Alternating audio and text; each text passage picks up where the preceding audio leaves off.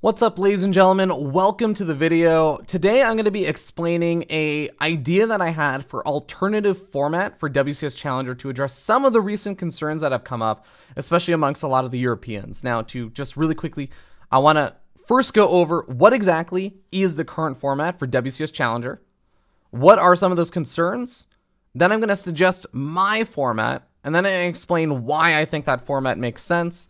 One kind of big catch and caveat I want to put out there before you guys start discussing whatever I talk about in this video is I understand and totally agree that there are actually multiple problems that exist in the StarCraft scene, believe it or not. And this whole thing is not about trying to solve all of them. It is trying to targetedly fix one of these problems that has arisen and come up. A good example I'll talk about in a moment is that I know a lot of the Europeans are talking about how seeds work at premier WCS events and how the top 4 seeds for different regions sometimes, or sometimes it's for other regions, it's like top 2 seeds, and how those players sometimes don't seem like they're even the caliber players that would make it through Group Stage 2, but they get seeded straight into Group Stage 3.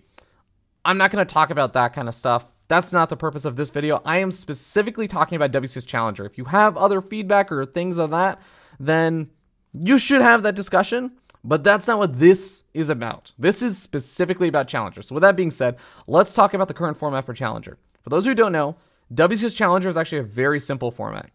You have a handful of players that qualify through the ladder. You have a handful of players that qualify through regular bracket online qualifiers. And then you have a few players that are also just seeded in directly from the previous season. If there wasn't a previous season, like there wasn't at the beginning of this year, then they just kind of pick out some other players. Maybe there's some more ladder qualifier spots or something like that. But you have total up with 16 players. Those 16 players get put into 4 groups of 4, and 2 players advance out from each one of those groups. They're regular WCS groups, not much to speak about, or GSL groups as like people like to say. And then 2 players advance out from each one of those. You get a single elimination bracket with 8 players, and then it just plays out from there to determine who is the best player. Very clean, simple format. It has a lot of problems though, especially in the European region. One of the biggest concerns that's come up that I'm specifically going to try and talk about and address here today is the idea that it's not a great format for lower and mid-level players, especially in a hyper-competitive region like Europe where you can have around that top 16 level a lot of players at that top 16 level. But the problem is 16 players, you get so many people who just get screwed over or don't quite make it. Maybe they get the bad bracket or something in the qualifier or something like that. And what ends up happening is they're just straight hard left out of the system. It's you made it into Challenger or you didn't make it at all and you're gone. You do not exist in WCS Challenger until you go to that open bracket for the event. And that really stings. That hurts. That sucks. Especially when you talk about amazingly good players, some of the best players like Showtime or something, not making it into Challenger. It feels ridiculous, right? Not making it into the WCS system. When you have players of that level, I think it is a sign that that region is hyper competitive, sure, but maybe there are ways that we can increase the amount of spots from that top 16 to more and be more inclusive so that players are still allowed effectively a second chance to get into that system and maybe make a run through it. So that is the main problem I want to try and address. There's also some other sub-problems I'm going to talk about that my system tries to also address while it's handling that one. And we'll talk about that in a little bit. First, let's go over here. So this is, I've made all these images in Paint, so you guys have to forgive me, low production value, but I tried to color code it and everything. This is kind of the system. Instead of having, right now, 4 players qualify through ladder, 4 players seeded in from the previous season, and 8 players qualify through normal brackets, we're going to increase all those numbers by a lot, except for the seeded in players. I don't like seeded in players. So you have 14 players. This could also be 12. This is a super small note. You can kind of mix and match with the number of people from each one of these, but let's say 14 players from the ladder and 14 players from the qualifier. You can make it 16 for players from the qualifier and 12 players from the ladder because it's easier numbers. But again, that's not the big point. The big idea here is that there are going to be the players, for example, from the ladder, the first and second place players will be considered tier 1 players. The third and fourth place players from that ladder qualifier will be tier 2 players. Fifth and sixth, tier 3. And then players that place in 7th through 14th will be tier 4 players. All right.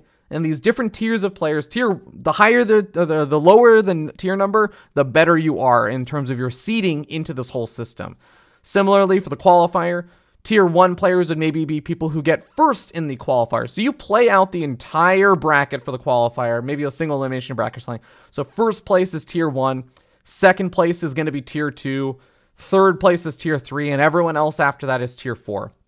Now, the way that this works is for Challenger, this is actually going to bring back the concept of Challenger versus Premier League for those who are around back in that kind of era, 2014, 2013, etc. But Challenger is going to be composed entirely of tier 4 players. None of the tier 3, tier 2, or tier 1. So effectively, like, you could argue the top 12 players for a region are not going to be in Challenger. And this is a really nice thing because those tier 4 players, suddenly it's not like the current system where you say, okay, congratulations, you're the 16th seed as this up-and-coming player. Here's a group with Cyril, you're playing him first round because he's the best player and that's how seeding works. No, we avoid a lot of that. Cyril isn't here. This is where you kind of get to prove yourself a little bit.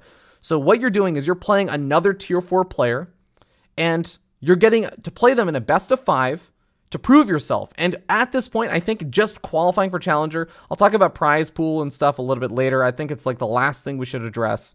But the players that make it here should get at least a little bit of money for that. And by winning that first best of 5, you make it to a second best of 5. And Challenger is effectively just you play 2 best of 5s. And if you win both of those best of 5s, you make it over to Premier League. So 16 players effectively from that tier 4 category go into Challenger. They play 2 best of 5s. And then if you win both of those, now you're a Premier League player. Now you finally get a little bit of that status. And this is kind of nice because remember, this is all top 28 for a region. This is actually going to go pretty deep. So you'll get to see a lot of the names you don't normally see. I imagine that first best of 5 round can probably be done by community casts. And that's actually a really great way. Maybe you put them into like groups of 3 or 4 and you have community casters covering all of those games. And then the second best of 5, maybe you actually do a studio broadcast for that day. That's kind of why this is another little color coding thing. I have like boxes in blue or boxes in different colors. These are to indicate the broadcasting day. Any text, like you'll see this little teal color here for this Premier League, is to indicate the level of a player, the tier of a player. So now you'll see that all of the players that come in from Premier or go into Premier League and the Premier League graphic will have their names in this little teal color. Now, players that make it into Premier League, let's talk about them. This is how Premier League works. It might look a little confusing or scary at first, but I'm going to explain this. I promise you it's actually not that crazy. Especially if you are an old school person and you know how MLG championship brackets work. This is actually kind of similar to that. So the basic idea is you see I'm going to actually move my camera over and see if I can, right over here. Yeah, right here. This is right here where you have those the player that came in from Challenger is going to be right here. These guys, all these teal players are going to be facing off versus, you'll see, tier 3 players. The tier 3 players are the players that got, 5th and 6th in the ladder qualifier. They got 3rd in the, whatever. But they're effectively the players that got seeded in all the way to Premier League. So they didn't have to worry about challenge or any of that stuff. They have to worry about playing less games. Obviously, they are immediately guaranteed some money for making it into Premier League at this point. And what's kind of cool is that the tier 4 players that just are probably coming in from the bottom, they made it over the other tier 4 players. They're not immediately facing off versus a Cyril or a Neeb. That is not who they should be immediately jumping into to face off against to prove themselves. They're facing off against whoever were slightly better than all the other tier 4 players based on, how they qualified with the ladder or through the normal qualifier. They made a deeper run. So these are going to be closer matches. I think overall they're just going to be more interesting and entertaining matches because they should be closer because they're going to be closer in skill level. And those players are going to have an opportunity to actually prove themselves a little bit. If they win that, they go on to face versus the tier 2 players. These are the guys that got 3rd or 4th in the ladder qualifier, or maybe they got 2nd in that total qualifier. So they are still worse than the way up there. Oh, my camera cut off. The way up there, tier 1 players. The tier 1 players are the players that are at the absolute top. They got 1st in the qualifier, or they got 1st and 2nd in the ladder qualifier, things like that. those tier 1 players are the ones that are immediately put in a winner's bracket. You'll see that there's kind of like that little line dividing it. It's the winner's bracket way up there. So they also get a second life. That's also like their big advantage. Hey, you're so good that you get the second life. And not only that, but that's also a qualifying match. When we talk about those top 4 spots qualify for WCS Austin or Leipzig or Valencia or wherever, Montreal, that's a qualifying match, because if you win that, you're in the top 4 for this double elimination bracket, which is awesome. Those players are going to be happy because they have to worry about playing less matches, and they kind of earned that spot already by making it so far into the qualifier and doing so well. So there's an immediate reward for those players. And the nice thing is, all of these other players get to avoid those top-notch level players and the bad bracket luck and all that stuff that can oftentimes occur where, God damn it, I'm on the side of the bracket with Cyril. Like, I know I keep using Cyril as an example, but he's an easy one. Well, so, you know, like, you can feel like you just got knocked out a lot earlier on than you wanted to, or you should have, and you maybe would have done fine versus some of the tier 2 players, but because you got matched up versus Cyril, you get knocked out way earlier on than you were hoping, and it just leaves a really bad taste in your mouth, I think. And with this system, I think that it still will probably happen a little bit, but I feel like it's a lot less prone to happen. Now, really quickly, just to talk about the broadcast days, because I have it listed down here as well. Effectively, I have them grouped up so that this whole side of the bracket up here, you'll see like I do like a little cutoff right here. This part of the bracket is like one broadcast day. This part of the bracket is another broadcast day, like this part down. And the way that this kind of looks, and this is where the championship bracket format kind of makes it look a little weird, but the MLG championship bracket, but the way that this works is it makes it feel kind of like a King of the Hill. So let's say that this player over here is, I don't know, I'm going to pick a random name, Zombie Grub, all right? Zombie Grub is now in Grandmaster, and she is killing it. She made it through Challenger. She's now playing off versus a tier 3 player, and Zombie Grub has been playing really, really well, right? But she gets beat by Rotterdam, who's a tier 3 player, okay?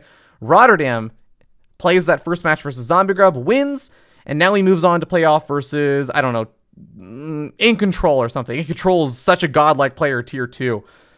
Rotterdam doesn't just beat Zombie Grub, he also ends up beating In Control. Now he advances on over here. And now over here, let's say from this side of the bracket, the other person that advanced on was Letad, the highest esports earning person ever, right? So now Rotterdam plays him, and now Rotterdam wins versus Todd. Now the story here isn't, okay, so Rotterdam played into group, and for the beginning of the broadcast, he won versus one player, and then 2 hours later, he won versus another player, and then like 30 minutes later, he played another series. This is Rotterdam won one series, and the next broadcasted series is he wins another series, and then he wins another broadcasted series. It feels a lot like a King of the Hill, which I think is a lot more exciting, and it's a lot easier to kind of feel like there's that momentum building for the player. And I think the biggest thing about it is, the two biggest things are that, one, it's gradually scaling up the difficulty level of who you're facing. It's not immediately jumping between, I'm facing, Fear Dragon, and then I'm facing Cyril, or, like these kind of weird mismatching of who you're facing. It's gradually getting better and better and better, higher levels of competition. And so the players that are maybe at, like, if you have a scale of 1 to 10 in terms of skill level, the players that are at a 4 or 5, they feel like they have this immediately achievable goal of, I can beat the players that are a 5 or 6, and I can gradually improve there. You see the incremental improvement instead of, I need to beat Cyril because I'm always the bottom seed of these groups, or I just probably can't advance out, or I have to beat Cyril / I have to beat one of these other really, really high seed players. That can feel a lot more difficult. The other thing about it is that you kind of get this idea that a player can have a successful challenger run without beating an insanely favored player. You can beat just some relatively more favored players, and you can do it without winning the entirety of Challenger or Premier or whatever. All you have to do is just win a few matches in a row, and it will feel a lot more like you were on a winning streak instead of just, I won a match and then I kind of got knocked out, or like I won 2 matches that were 2-3 hours apart. It'll feel like you're winning multiple matches in a row, and that'll feel good, I think, and it'll come across more on the broadcast. I think it'll highlight a lot more of these up-and-coming players. So that's one of the reasons why I really like this system. The other reason, again, I kind of addressed this a lot of other times before now, but players like Cyril aren't just immediately at the top, and so you actually get an opportunity to play versus... the players like Cyril aren't immediately facing off against these newer players, so you actually get an opportunity to play players that are close to your skill level. I think that's better for the players. I think that's better for the broadcast. I think it's better for the lower and higher tier players. The higher tier players also don't want to have to waste a bunch of time playing these matches versus lower tier players. They want to go straight to those qualifying matches, right? Less work for them, right?